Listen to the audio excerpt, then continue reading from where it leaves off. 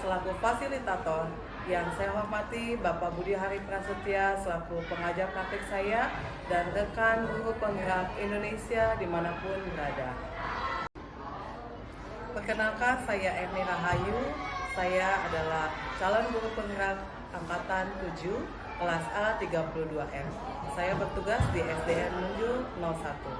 Pada kesempatan ini saya bersama dengan rekan sejawat saya di tempat saya bertugas, yaitu Ibu Eni Nurheni.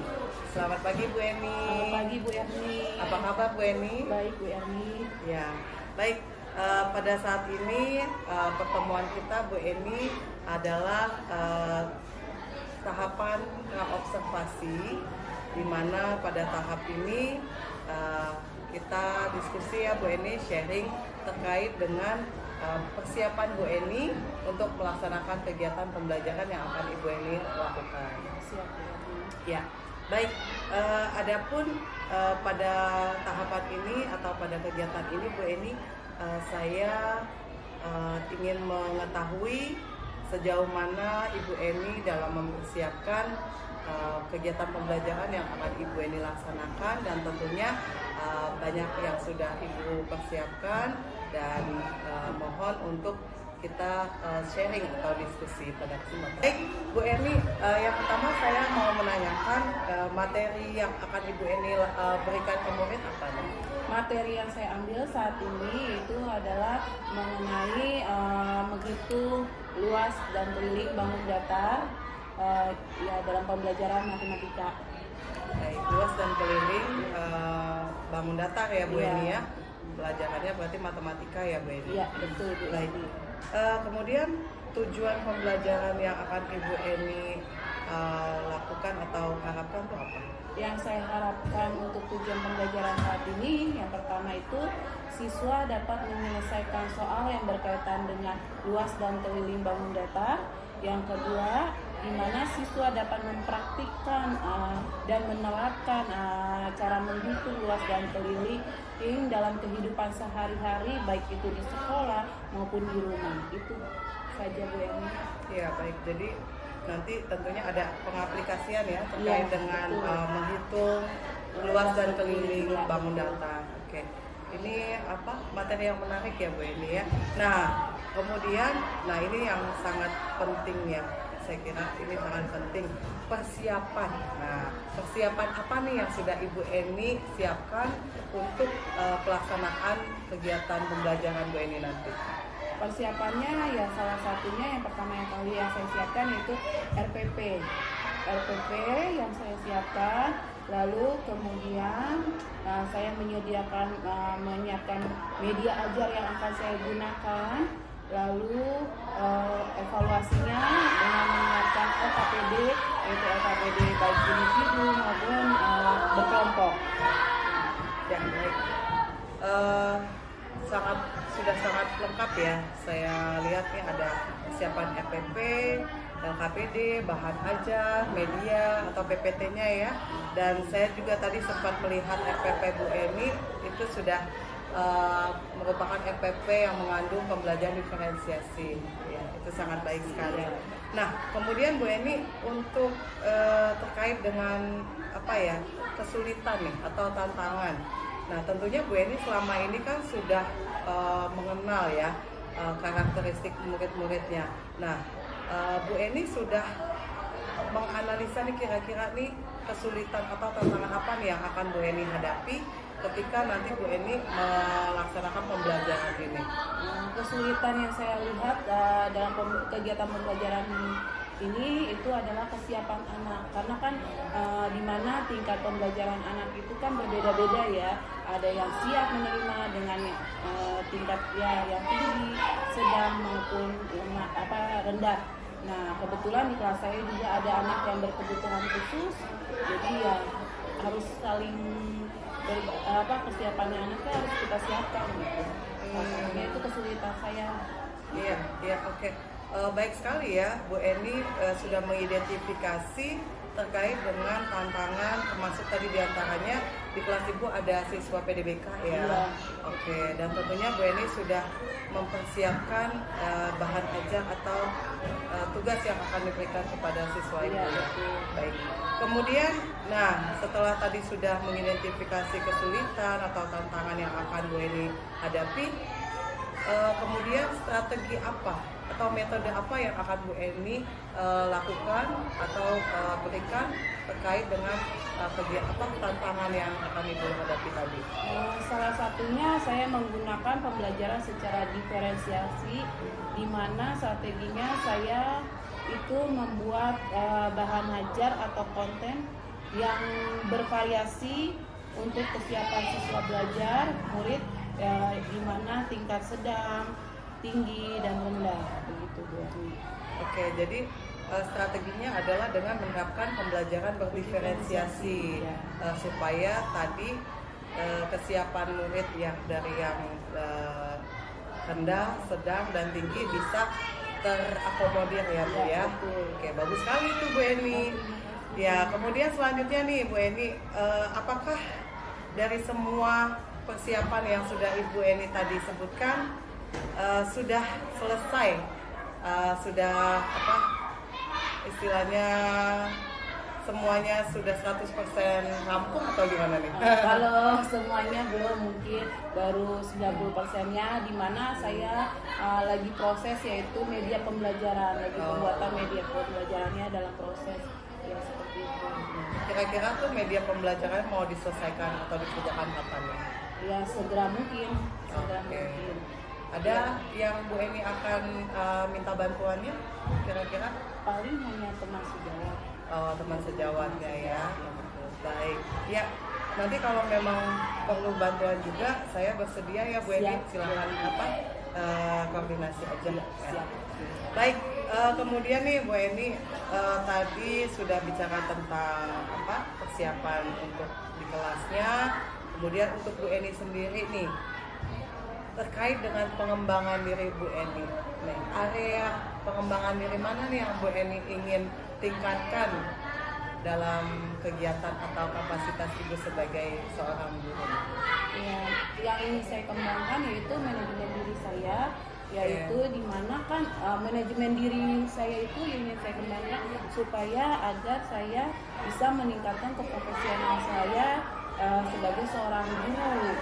Jadi dia akan memperbaiki setiap kekurangan saya dalam mengajar dan mendidik anak-anak.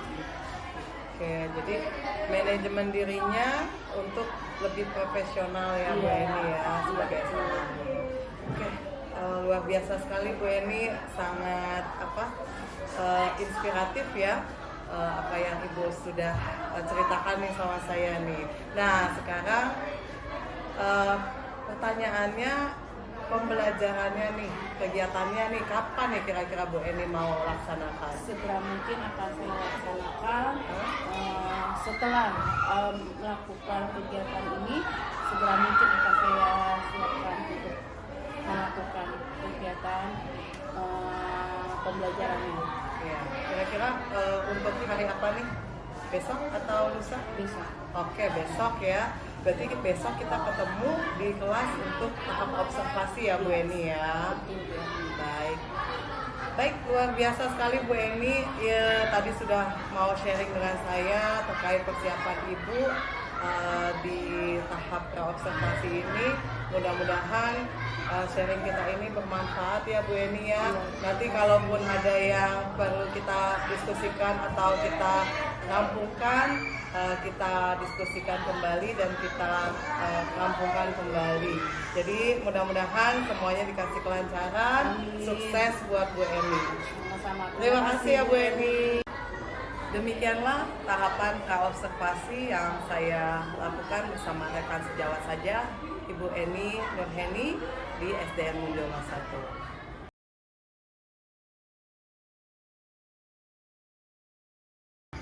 Selamat pagi anak-anak.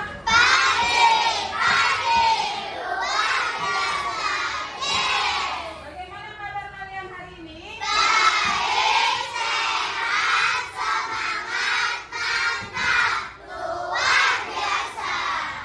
Oke.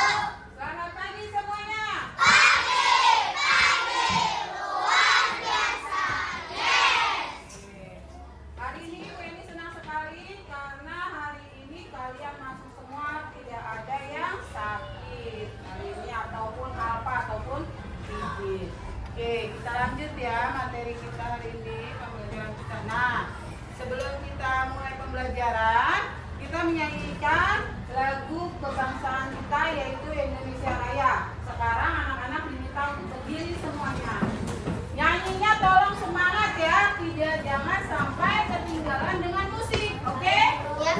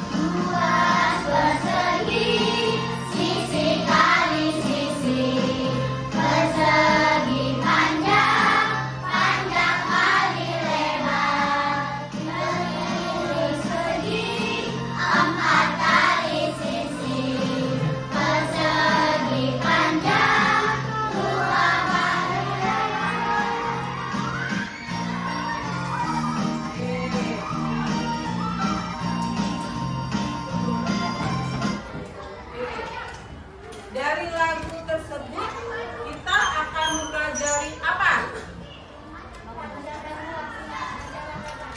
Panjang dan lebar. Ayo, selain itu apa lagi? Mempelajari luas. Serta mempelajari apa lagi?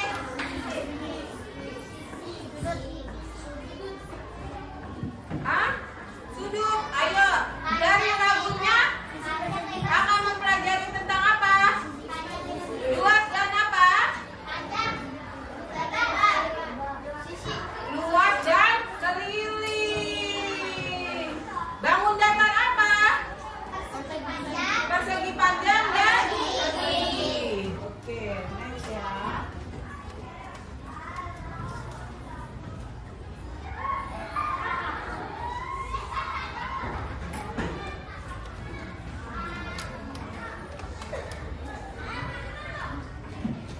Ya, anak-anak yang kalian lihat, ini gambar apa ya yang di atas atap rumah ini dengan adanya sinar matahari?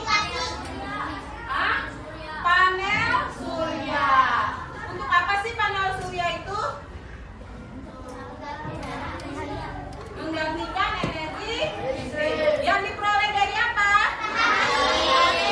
Nah, tapi kita di sini kan pelajarannya panjang dan lebarnya ada dan berkaitan dengan keliling dan luas. Nah, di sini ada satuan persegi yang kecil-kecil ini, ya kan berbentuk persegi kan? Nah, sekarang Dewi mau tanya, dapatkah kita mengukur keliling dan luasnya panel surya tanpa menggunakan meteran? Bisa atau tidak? Bisa. Kenapa? Kok tidak dapat kata kalian? Memang bisa mengukurnya dengan menggunakan apa?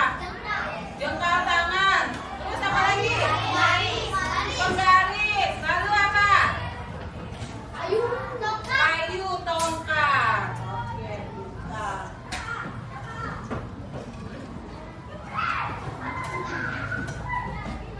Oke, tujuan pembelajaran kita di sini yang pertama, dengan memilih sendiri variasi materi yang disediakan oleh guru, siswa dapat menjelaskan cara menentukan keliling dan luas bangun datar dengan menggunakan satuan tidak baku di sekolah. Ya, ini tujuan pembelajaran kalian yang pertama. Yang kedua, dengan mempraktikkan cara yang dipilihnya sendiri, siswa dapat menentukan keliling dan luas bangun datar di sekolah. Lalu tujuan pembelajaran kita yang ketiga, dengan memilih media pembelajaran sendiri dan mempraktikkannya, siswa dapat membedakan antara keliling dan luas bangun datar di sekolah. Lalu tujuan pembelajaran keempat, dengan menyelesaikan soal latihan di buku, siswa dapat menggunakan benda konkret dan siswa dapat menerapkan cara pengukuran keliling dan luas bangun datar dengan satuan tidak baku di sekolah dan di rumah. Ya, itu tujuan pembelajaran kita pada hari ini. Nah, pelajaran kita ini adalah tema 6, subtema 4, pembelajaran 6. Nah, pembelajaran 6 ini kita ambil materinya di pelajaran matematika, yaitu tentang luas dan keliling. Nah, ini gue-nya ada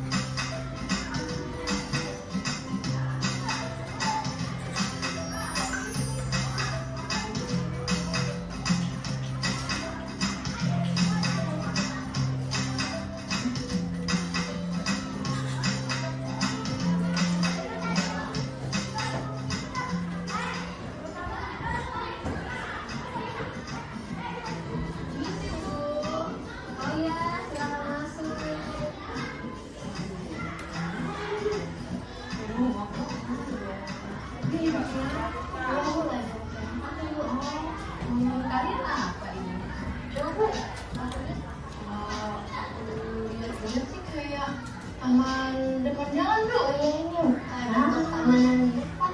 Betul, Ibu sedang membuat taman untuk menggunakan luas dan keliling.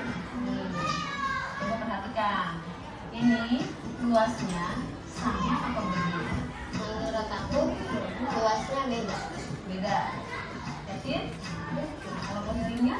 Tapi kalau keliling itu sama. Yakin? Kan bentuknya beda. Dan ini udah sama. Ini apa luas?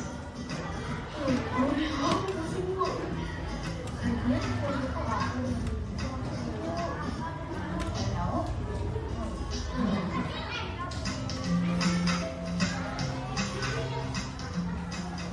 Bapak dan Ibu pernah punya pengalaman di pertanyaan seperti tadi?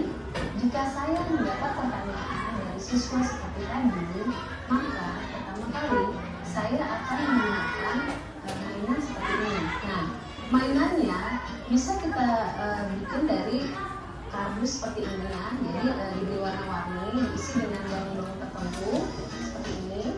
Tujuannya adalah anak bisa menemukan suatu bentuk di sini. Ini bahwa bentuk di sini bisa diisi ke sini, bisa untuk menutupi permukaan ini. Kalau kita lihat seperti ini, nggak mungkin kan permukaan ini untuk menutup ini. Maka buat ini kita tutupi dengan dua persegi. Jadi permukaan ini bisa ditutupi dengan dua persegi. Nah, kita meminta anak untuk dapat menemukan bentuk-bentuk tertentu untuk menutupi permukaan ini. Jadi konsep paling mendasar dari luas adalah berapa banyak sih benda atau suatu bangun untuk dibutuhkan untuk menutupi permukaan benda ini. Baik, saya akan menjelaskan lebih detail lagi dengan menggunakan model yang lebih besar. Kalau ditanya, Bu, ini luas persegi panjang itu berapa? Luas itu apa? Oh, tadi luas sudah tahu ya, bahwa konsep luas adalah menutupi permukaan bangun datar.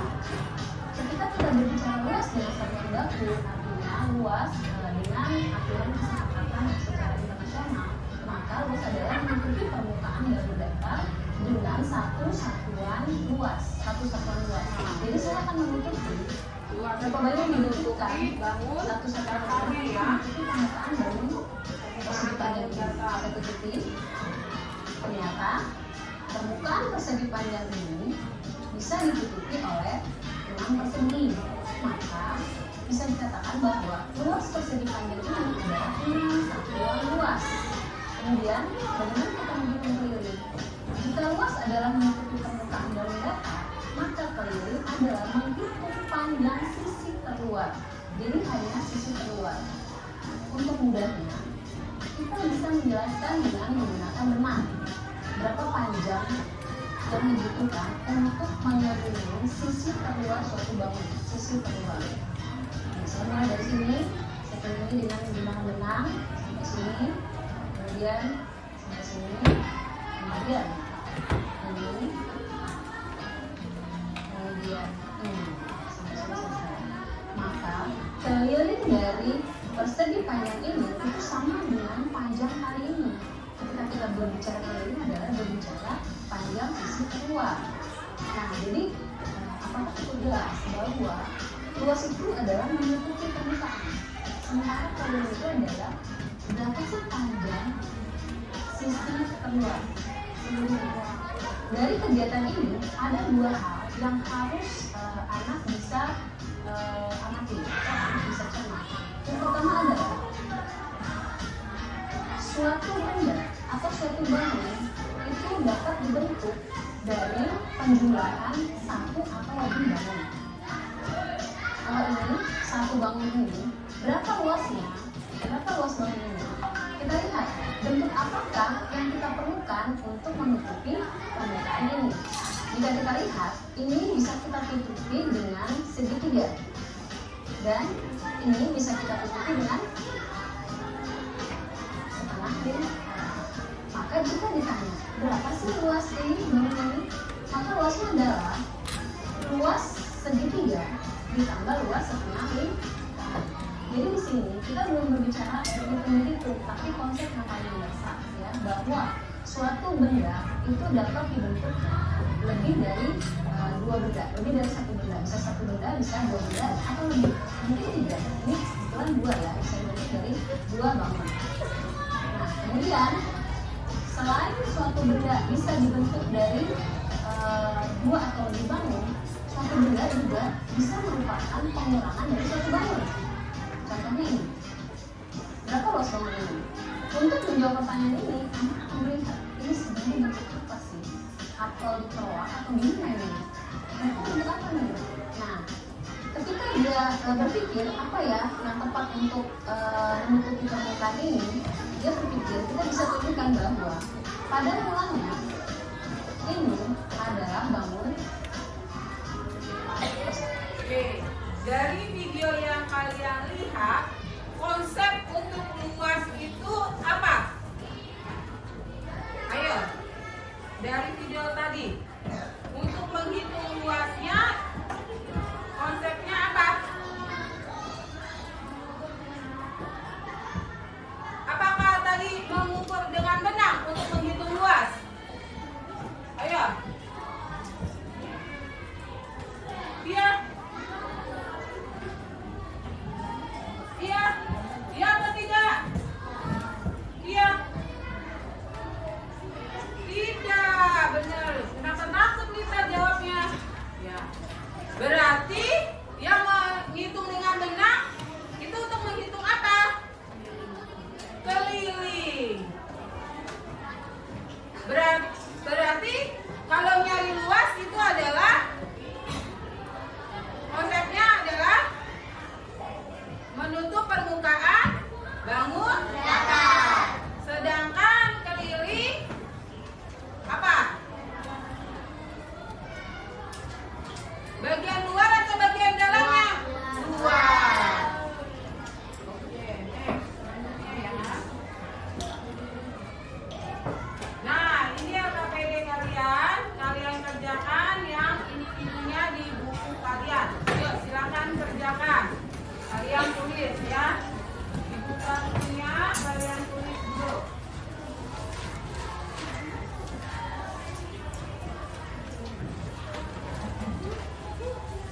Yuk, tulis.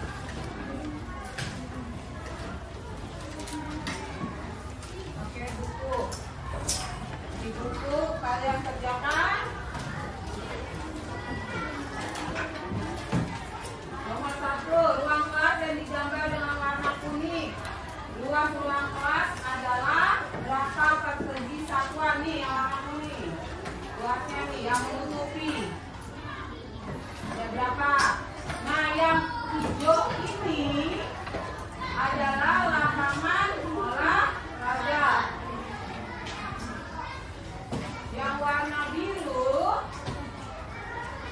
itu adalah ruang kepala sekolah. Ruang perpustakaan yaitu warna ungu. Warna kecil warna merah. Oke, yuk silakan jawab.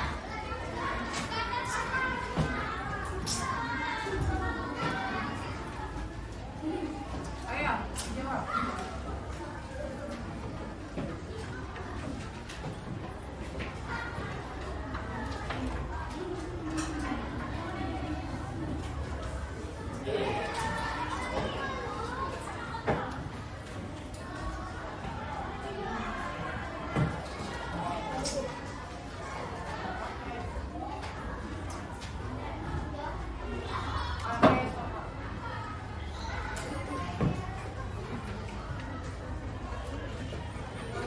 Oke, sudah selesai semuanya? Oke, silakan dikumpulkan dari belakang ke depan, tidak perlu jalan, ditutup. Ayo, dioper dari depan, dari belakang ke depan. Bukunya, yuk dikumpulkan kembali. Bukunya.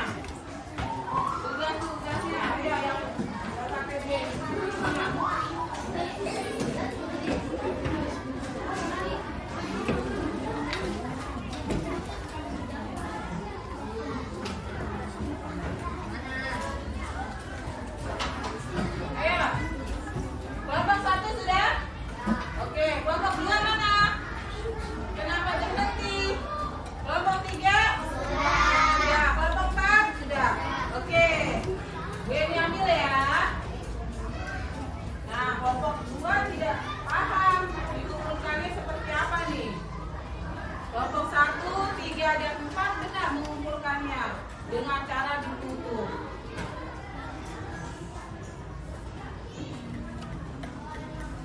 Ya, nih ibu ini tutupin ya.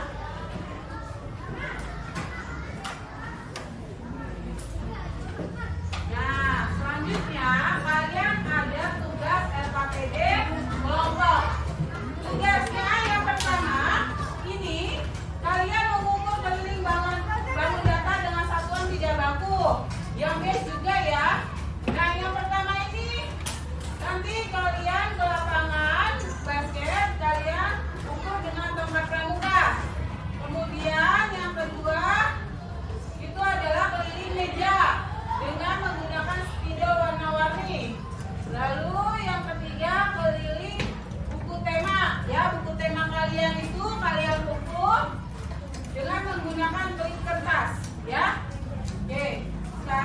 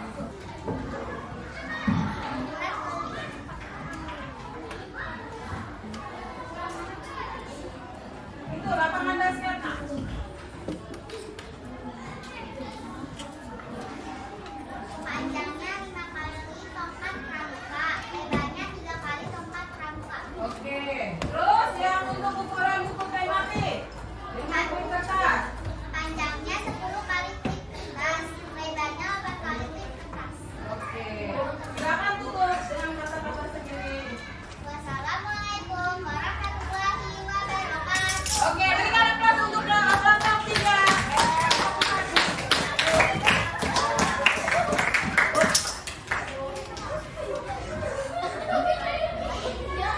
Oke, terima kasih untuk kelompok 4. Ya, itu keberaniannya harus ada untuk membacakannya, walaupun salah tapi kita akan membenarkan. Next, selanjutnya.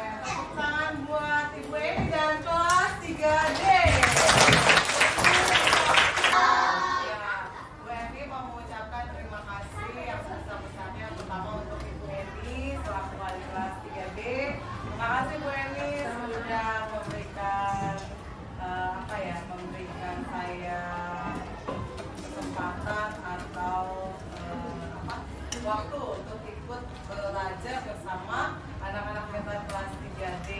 Dan juga tentunya untuk anak-anak hebat kelas 3D, Bu Erni sangat bangga dan juga sangat berharap sekali kalian semuanya selalu semangat dalam belajar, ya, tidak hanya hari ini tetapi setiap hari, ya. Jadi pertahankan semangatnya dan lebih tingkatkan lagi. Jadi semakin sukses buat Bu Eni dan juga kelas 3D. Ya, terima kasih, tepuk tangan untuk kita semua.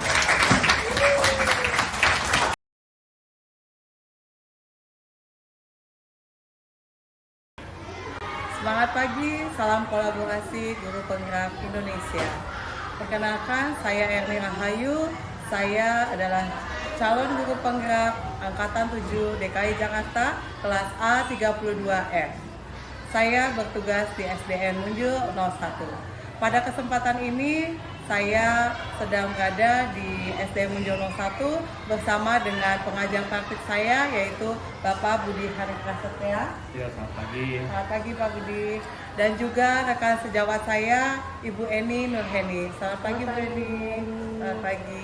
Pada kesempatan ini, saya dalam kegiatan pasca observasi, di mana saya bersama dengan pengajar praktik saya, Pak Budi, dan juga Ibu Eni selaku rekan sejawat saya untuk berdiskusi atau sharing terkait dengan pengalaman Ibu Eni ketika beliau observasi di kelasnya.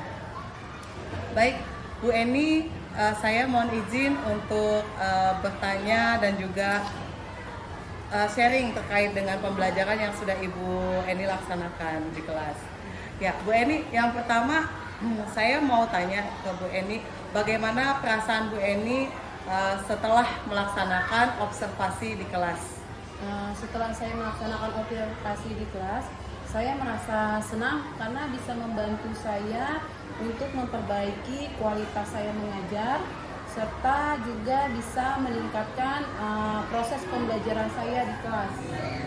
Ya, jadi Bu Eni sudah lega ya, merasa senang ya sudah melaksanakan observasi itu. Nah, kemudian Bu Eni setelah sudah melaksanakan observasi nih, apa yang Bu Eni rasakan atau apa yang Bu Eni rasa perbaikan yang sudah dicapai ketika kegiatan observasi yang Bu Eni lakukan? Yang saya rasakan saat ini itu secara garis besar sih sudah terrealisasikan.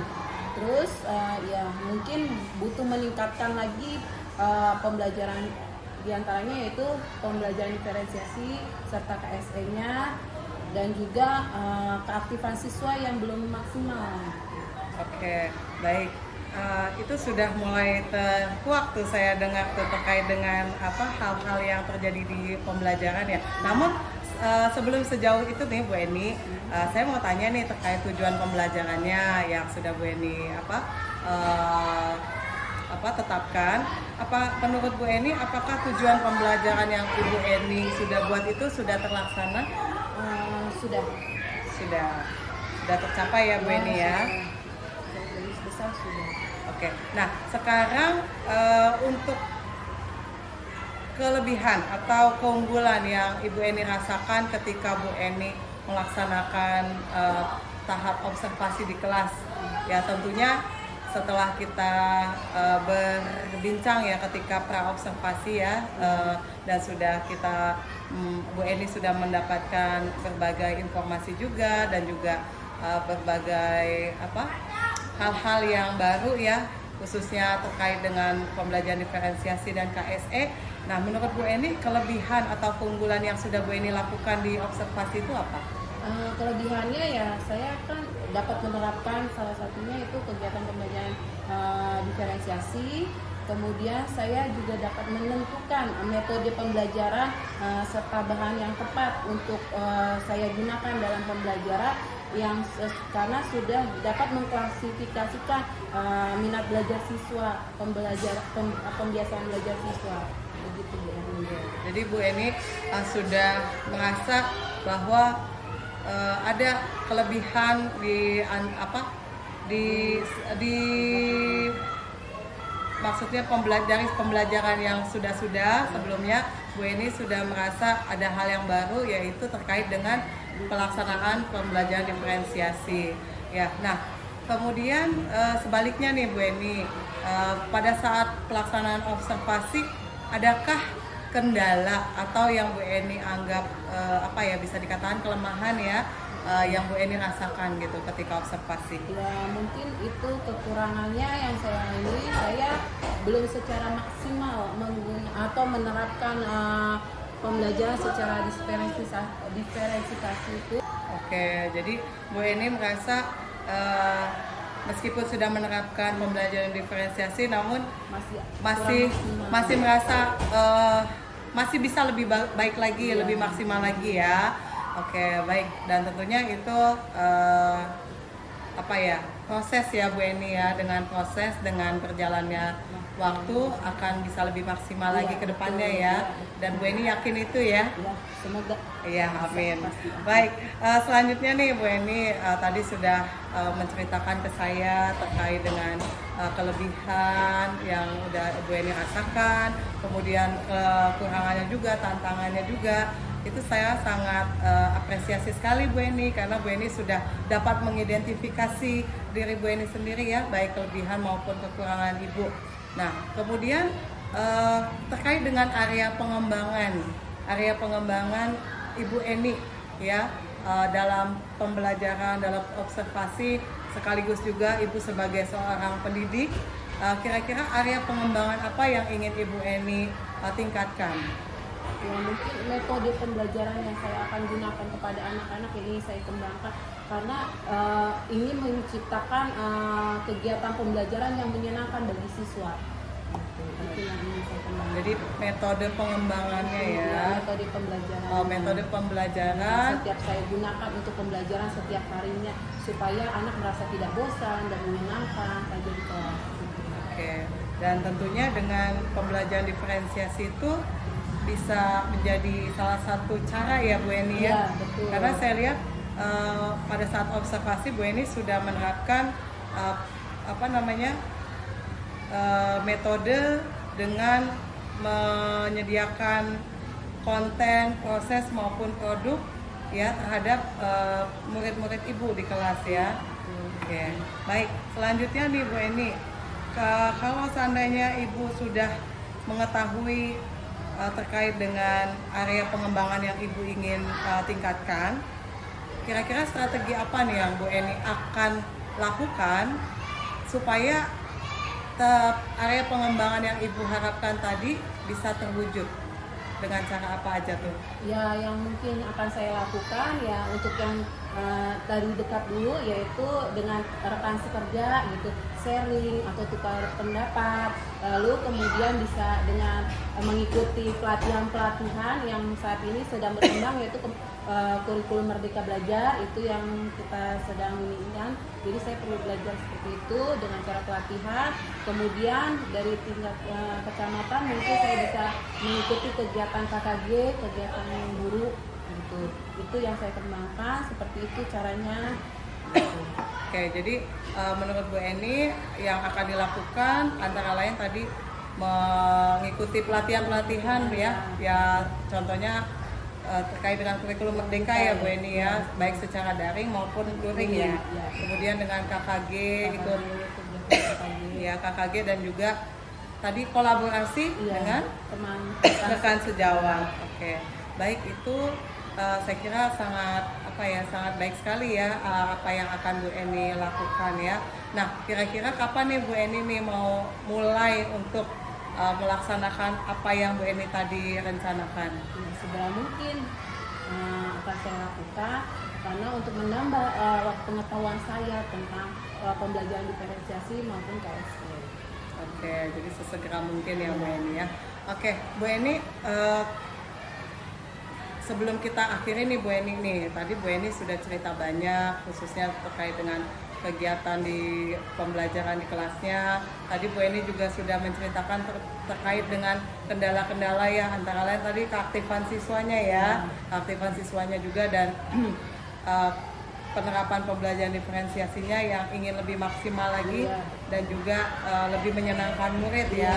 Nah, kemudian saya mau tanya, selain apa yang sudah disampaikan nih, kira-kira ada yang masih mengganjal atau ada yang mau Bu Eni harapkan untuk kedepannya? Tidak ada sepertinya. Ya, yang saya harapkan kalau keganjalan tidak ada, tapi yang saya harapkan saya ingin mengenal pembelajaran diferensiasi maupun KSP itu seperti apa lagi dengan mendalaminya gitu. Ya, baik. Jadi ingin lebih mengembangkan dan mengenal terkait dengan pembelajaran diferensiasi dan KSE ya. Ya, Bu Eni, nanti kita sama-sama ya kedepannya saling belajar juga. Saya juga masih belajar terkait dengan pembelajaran diferensiasi dan juga KSE.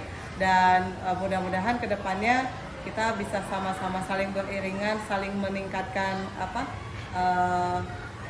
kompetensi kita ya dalam pembelajaran. Baik, Bu Eni, terima kasih banyak sudah mau sharing sama saya dan juga sejauh ini sudah mau menjadi rekan sejawat saya terkait dengan kegiatan tahapan mulai dari observasi dan sampai saat ini di pasca observasi. Mudah-mudahan setiap tahapan yang sudah kita lalui bisa bermanfaat ya Bu Eni, buat Bu Eni. Sangat bermanfaat sekali Bu Erni, dan saya mengucapkan banyak terima kasih karena saya diberikan kesempatan oleh Bu Erni sebagai penerangan sejawat untuk melakukan kegiatan Bu Erni. Ya, sama-sama Bu Eni. Ya, jadi terima kasih sekali lagi Bu Eni, sukses dan sehat selalu ya Bu Eni ya. Dan terima kasih juga Pak Budi sudah mendampingi dalam kegiatan pasca observasi pada kesempatan ini. Tambahan dari saya, semoga Ibu juga kesempatan yang datang untuk penggerak angkatan 10 bisa mengikuti ujian dan lolos seleksinya. Demikianlah wawancara saya dengan rekan sejawat saya Ibu Eni Nurheni di SDN Menjono 1, didampingi oleh pengajar praktik saya juga Bapak Budi Hari Prasetya. Saya mengucapkan terima kasih banyak dan apabila ada kekurangan saya mohon maaf. Selamat pagi. Wassalamualaikum warahmatullahi wabarakatuh.